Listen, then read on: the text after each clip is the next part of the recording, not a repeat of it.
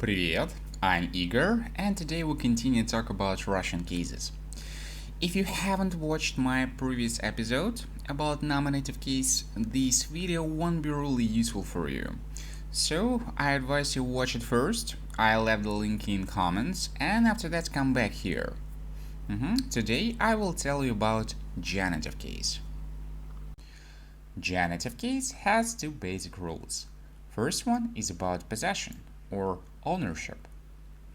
When you see the words with apostrophe s or after preposition of, use genitive case for these words. Also, you can ask yourself one little question: whose? Yeah. So whose toy? The dog's toy. This toy belongs to the dog. The bear is the owner of the den. So the owner is all the time in genitive case. Second rule is about the absence, the lack of something.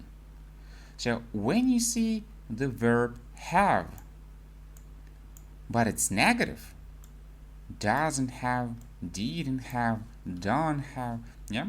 After this construction, we use again genitive case. So sister doesn't have the food is the lack of something, yeah, because we don't have the food, yeah. The next sentence is exactly the same, so the man didn't have any money.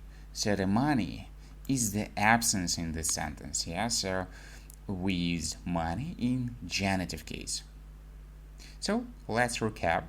In genitive case, we have two basic rules: possession and absence. In possession, we should remember about apostrophe s and preposition of.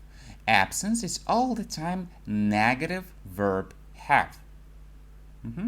Remember about these rules, and it won't be difficult for you to indicate these genitive case.